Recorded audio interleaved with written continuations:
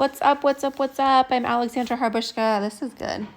I'm Alexandra Harbushka. I'm founder of Life with Herpes. I'm founder of alexandraharbushka.com. I'm founder of Society Wellness. For those of you that are just joining, welcome. So I have not been live in a while. I was on a girls' trip, so I thought I'd have time to do it. Like I could do it when I was at the beach and stuff, but I didn't have cell reception anywhere. There was like no cell reception. So anyways, let's do this. I'm going to do this quick, and I'm trying to be a little quiet because Clinton is sleeping in the room next door. So I'm trying to be quiet. Bill's getting dinner ready. Let's do this. So let's see what questions you guys asked. And feel free to ask your questions here in the chat, and we can go from there. Cool. How to avoid outbreaks caused by sex. So yeah, sex or like any type of abrasion or, for lack of better words, trauma. I don't want to associate sex with trauma, but anything like bicycle riding or horseback riding or, things of that nature. If it just causes that like irritation or annoying rub, it can cause, yay, you're excited. I am too. Rich man dating. Yeah, so it can cause it. So I'd recommend for sex, I'd make sure that you have a lot of lube. Another thing, are you on the antiviral? That is very potent. It's pretty powerful. Also, are you taking lysine? That's something that is also very important. But are you using lube? Right now, my favorite lube is Woo for Play. I think I have it in my bio. If you want to click on it, that's my favorite. It's coconut oil. It has other organic, natural ingredients that are anti-inflammatory and also helpful. Coconut oil is that oil-based lube. I'm like, what? There's a moth. I thought it was a spider. It's an oil-based lube, so you cannot use that with a condom. But the coconut oil is antiviral, antimicrobial, antifungal. It does a lot of anti-things. So it is really good for you. If you are using condoms, make sure you do not use an oil-based lube. You're going to want to use a water-based lube. I like the one from Sustain. It's an organic one or just a little bit more natural. I like that one as well. So yeah, those are some things. Any foods that you recommend steering clear of to avoid outbreaks? Unfortunately, it's all the good stuff. Everybody's body is a little bit different, but sugar causes outbreaks for a lot of people. And caffeine, like coffee, can cause outbreaks for a lot of people. Alcohol can cause outbreaks for a lot of people. With that being said, I have a glass of wine every night. It's something I enjoy. I'm not going to give it up. I look forward to it.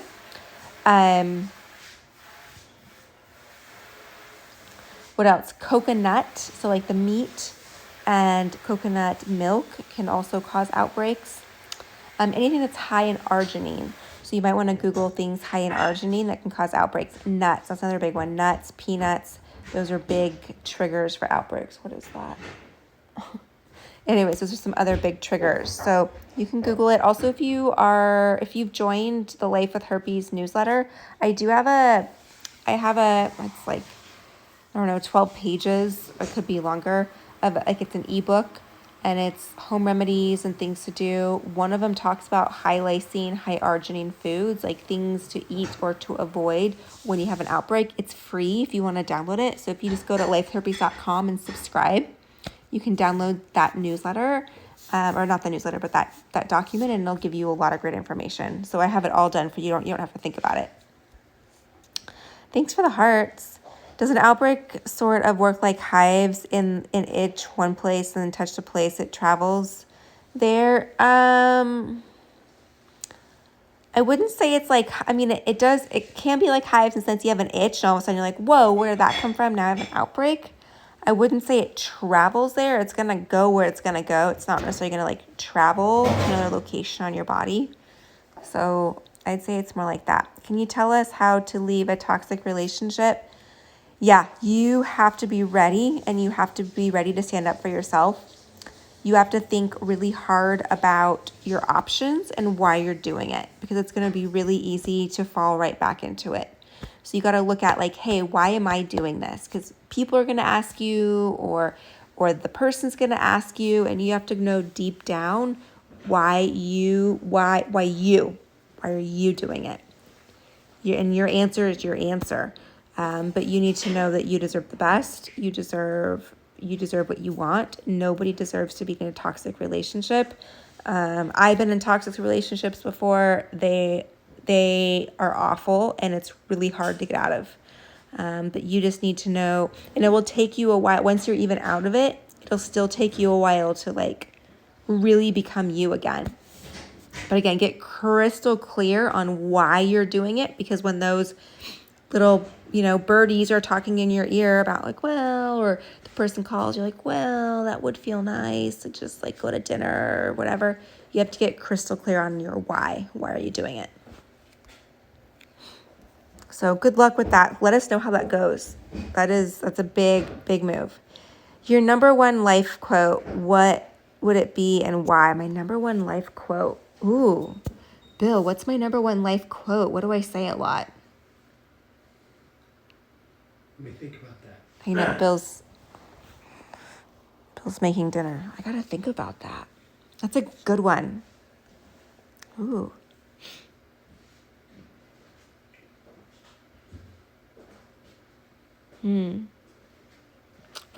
Right now it's coming to mind is love every day.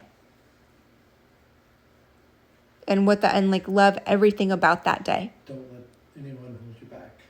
What'd you say? Don't let anyone hold you back. Bill said don't let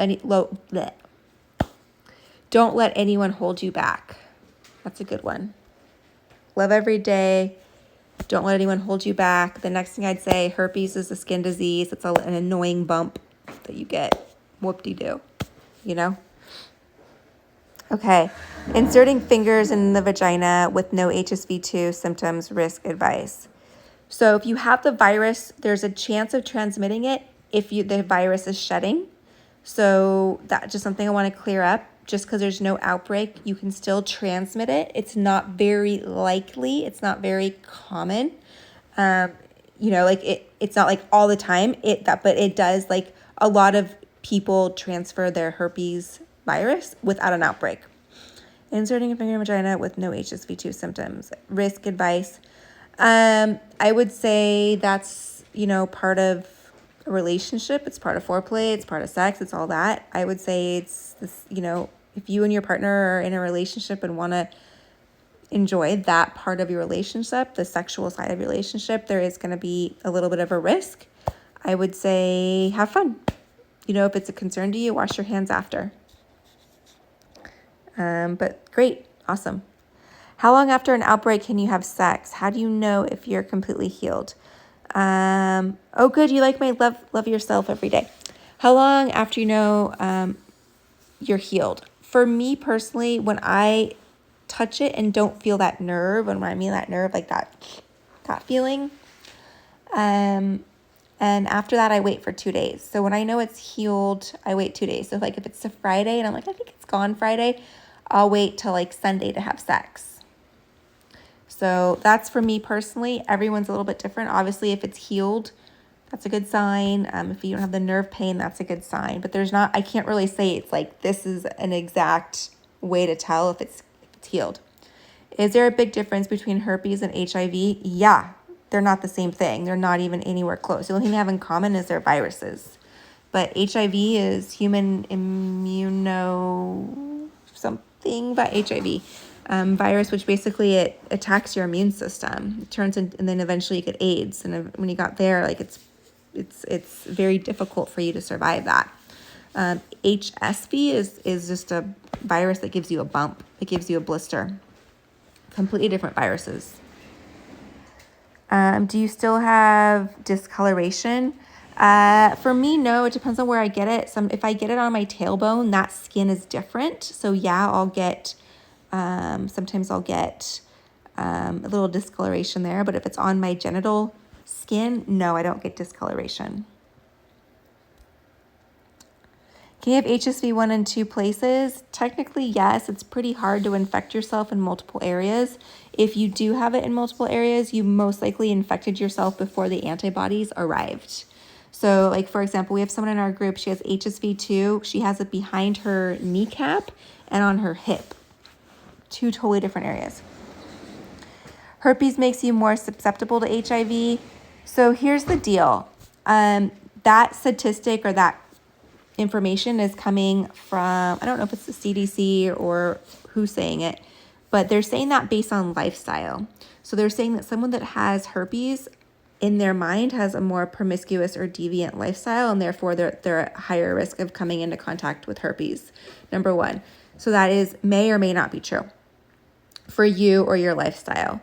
Number 2, HIV is spread through vaginal fluids, semen, and blood. So that is something that if you have an open sore, an open wound, like, open doorway basically, and someone has HIV, then you have, an open wound. Like, that's easier for a virus to get in. So, I'm glad I make you feel better. So I wouldn't say you're more susceptible to HIV.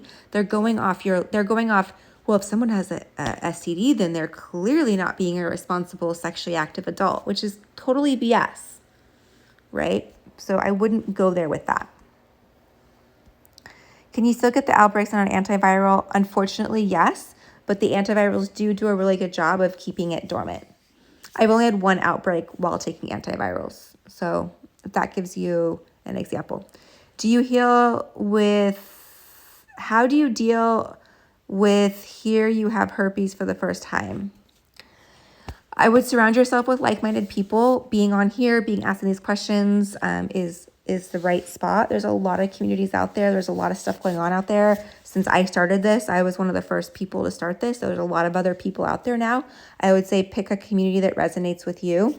That's why I created the Secret Society, because I didn't have a community to go to. There was no one else that got what I was doing. So that's why I created the Secret Society. So I would say if that feels like it resonates with you, I would join there, of course. Like, I think it's awesome. But there's lots of other places out there. The next thing I would do is forgive yourself. You didn't do anything wrong. Forgive yourself. Like, don't beat yourself up with this.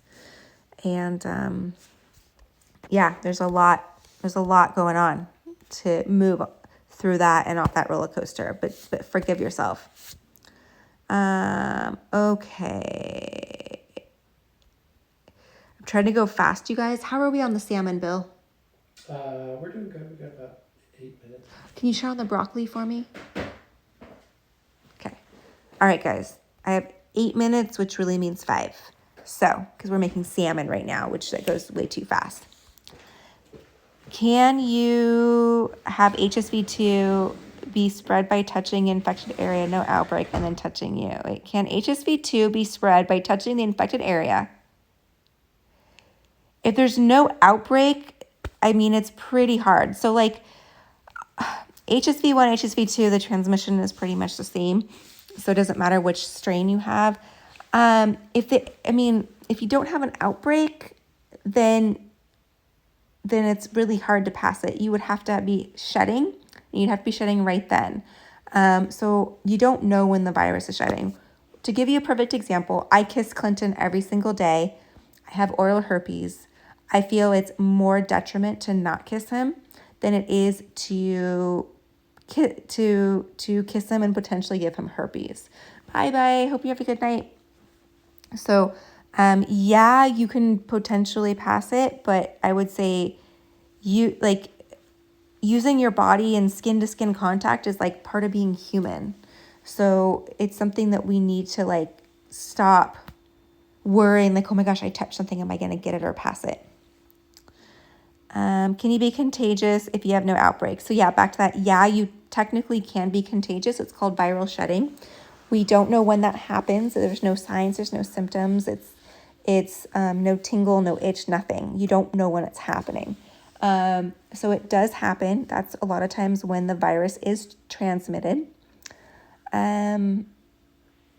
If you are on the antiviral, it lessens the viral shedding. So it keeps you and your partner protected.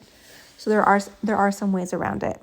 Will there ever be a cure? Yeah, I'm sure there'll be a cure. At this point, there is no way to cure a virus, but I'm sure there will be at some point. So keep fingers crossed. If herpes is dormant, never had an outbreak, you get tested, will you test positive? Yeah, you'll test positive because you will have the antibodies in your body. That's awesome if you're dormant and don't get outbreaks. Super awesome. Okay.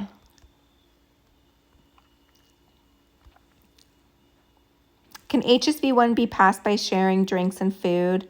Can HSV1 be passed by sharing towels or clothes? Yes and no. So like, okay, let's say I have hey there, hey Jamie. Let's say I have a huge hunkin' cold sore in my mouth. I take a sip of my wine and then give it to my husband and he drinks out of the exact same spot. Can he get it? Absolutely. But I've been with Bill for, I don't know how long. He's not here. I can't remember. I think we're going on 6 years. I don't really know right now because it's late and I'm tired. But he doesn't have it. I kiss him all the time, right? So yeah, you can. I share with him. I do all those things. So yeah, it's possible. When I have cold sores, I do not kiss him. I don't share with him. So that's how we do it.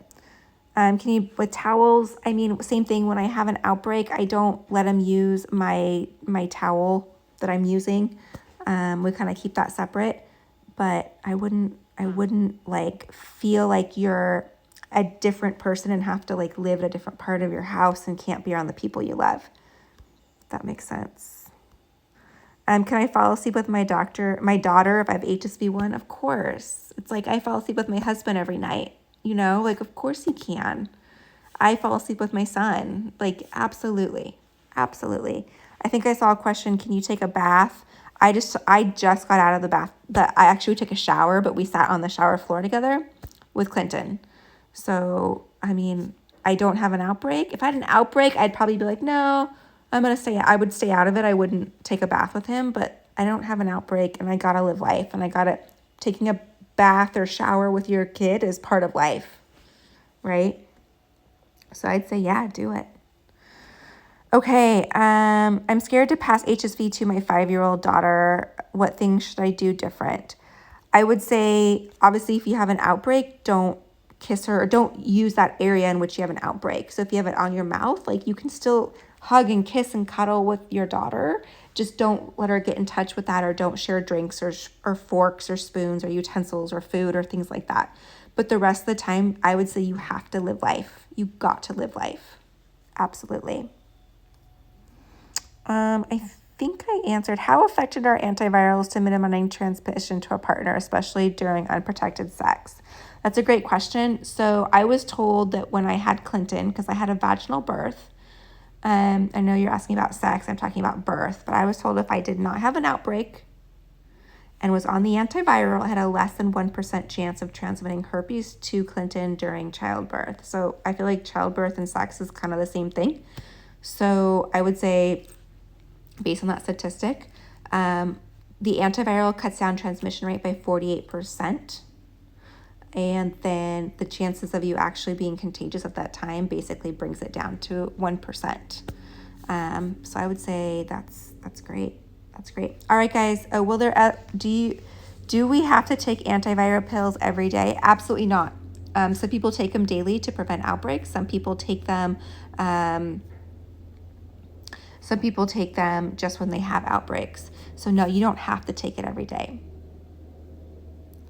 Can reception know about your herpes? Reception, like when you call in to make an appointment, do they know? I'm not sure. I'm not sure if they know. All right, guys, I am signing off. I'm done. My day's been long. It's been absolutely beautiful with my little baby, but we were up like a lot last night. So I'm done, and I've had a glass of wine, and Bill's making dinner. So I'm going to go. I'm going to eat dinner. I'm going to have salmon. It's going to be so good. Thanks for joining me. Love you all. I really appreciate every single one of you. Thanks for the hearts. I'll see you tomorrow. I won't be as tired. I promise. I'll work harder at that. All right. Bye, guys.